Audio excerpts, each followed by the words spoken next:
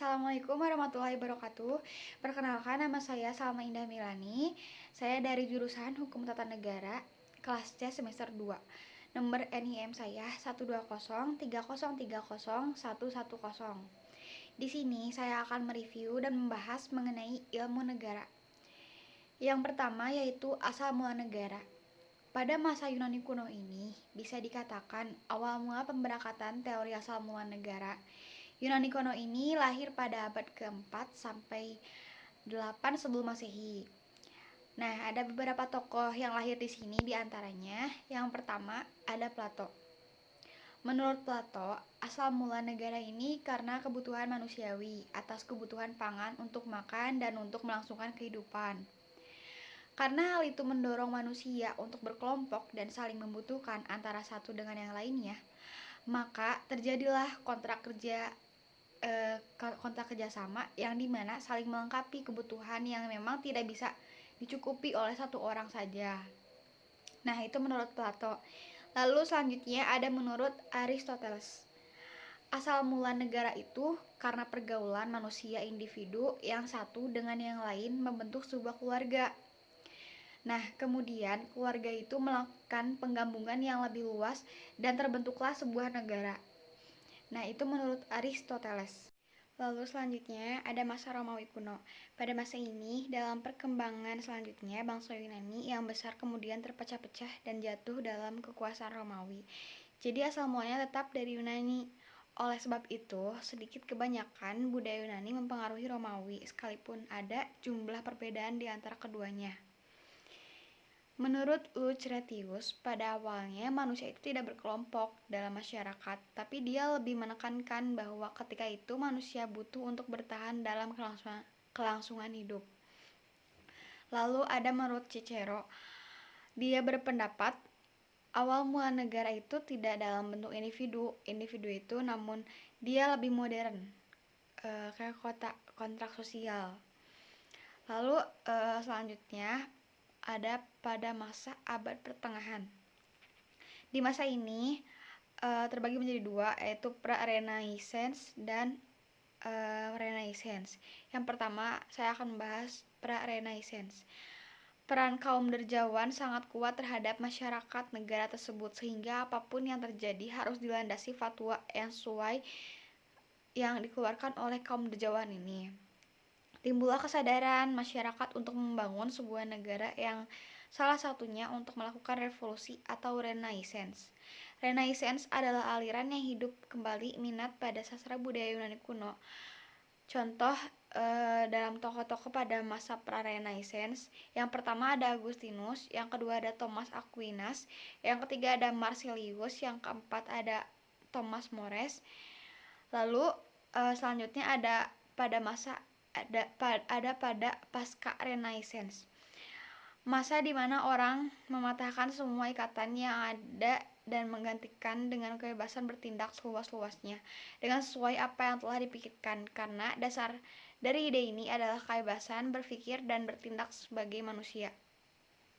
Tokoh-tokohnya yang pertama ada Niccolò Marci, Avelli, kedua ada Jean Bodin, yang ketiga Francisco Suarez, yang keempat Hugo Gratius, yang kelima Thomas Hobbes.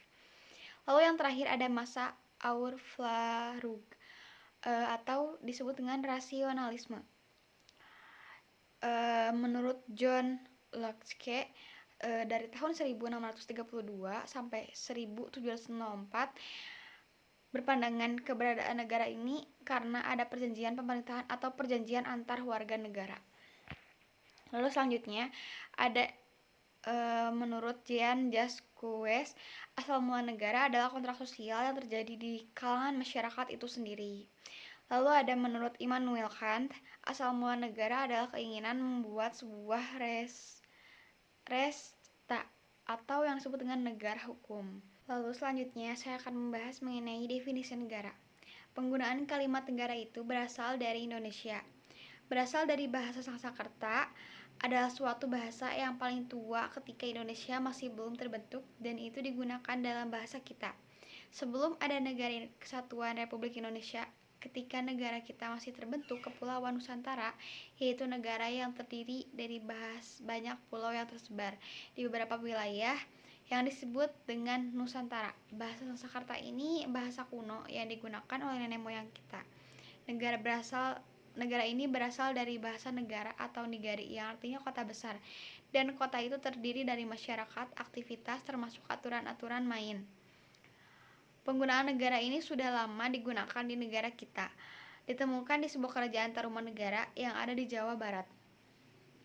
Ada beberapa pengertian negara menurut sarjana lokal dan sarjana luar, diantaranya yaitu sarjana lokal. Yang pertama ada dari Nasrun, berkata bahwasannya negara itu adalah sebuah fenomena hidup dalam satu wilayah yang mana pada wilayah itu terjalin interaksi, pada akhirnya terbentuk komitmen untuk membangun sebuah wilayah, perkumpulan atau pergaulan hidup. Lalu ada Djoko Soetono mengatakan bahwa negara adalah orang manusia di bawah pemerintahan atau organisasi manusia, kumpulan atau wadah yang terdiri minimal 2 atau lebih manusia. Negara ini adalah organisasi manusia yang di dalamnya terdapat sistem pemerintahan. Lalu ada konsep dasar ilmu negara.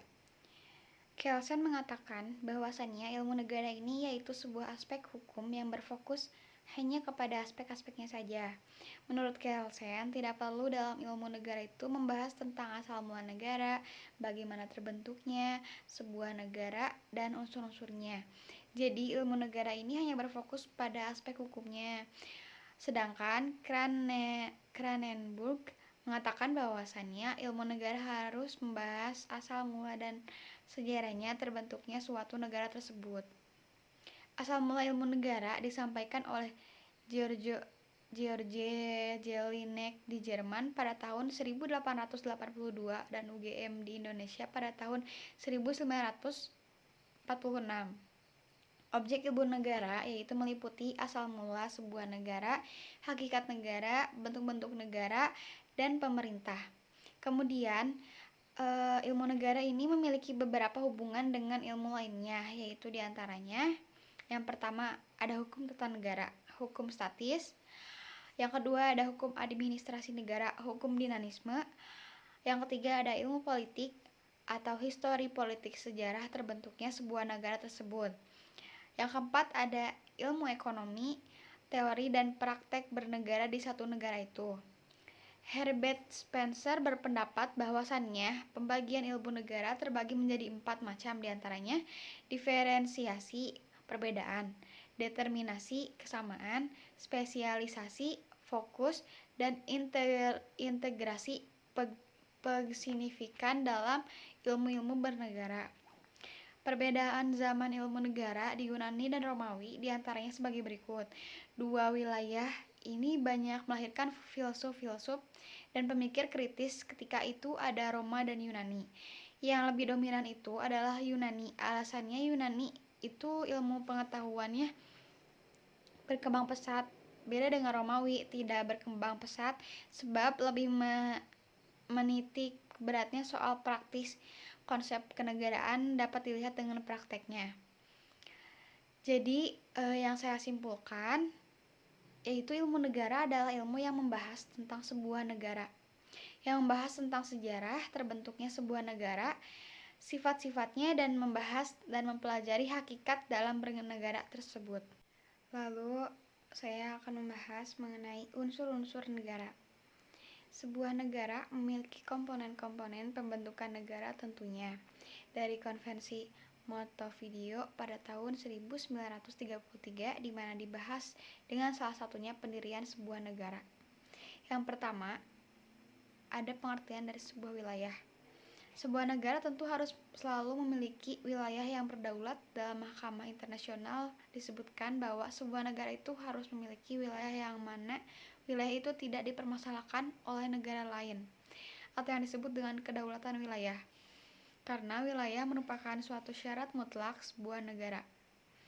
Yang kedua, ada penduduk, di mana tentunya negara wajib memiliki penduduk atau warga negara yang berdaulat, dan juga kewarganegaraannya diakui oleh negara itu sendiri. Lalu yang ketiga ada pemerintahan.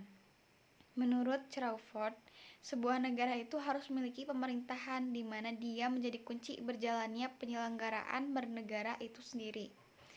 Pemerintahan Pemerintahan sendiri itu terdiri dari lembaga-lembaga politik, administratif, dan eksekutif. Pemerintahan yang menuju kepada makna pemerintahan yang efektif. Lalu yang keempat ada pengakuan. Yang pertama ada de facto. Pernah mendengar itu de facto, yaitu sesuai dengan kenyataan. Artinya de facto itu sesuai dengan kenyataan. Sementara adanya pengakuan dari negara lain tanpa melihat perkembangan negara tersebut. Adanya pengakuan dari negara lain terhadap suatu negara yang hanya bisa menimbulkan hubungan di bidang perdagangan dan ekonomi. Lalu selanjutnya pernah mendengar kata de jure, yang artinya berdasarkan hukum, di mana terjadi hubungan antar negara yang mengakui dan diakui dalam hubungan dagang, ekonomi, dan diplomatik, sehingga dapat terjalinnya hubungan internasional. Setelah terjalin hubungan internasional, kemudian dilanjutkan dengan deklaratif dan diplomatik. Kesimpulannya itu, untuk terbentuknya sebuah negara, tentu harus ada komponen-komponen yang terbentuk negara tersebut sehingga dapat diakui keberadaannya oleh negara lain. Sekian pemaparan materi yang saya sampaikan. Mohon maaf bila ada kesalahan kata atau tidak ketepatannya pengucapan. Terima kasih. Wassalamualaikum warahmatullahi wabarakatuh.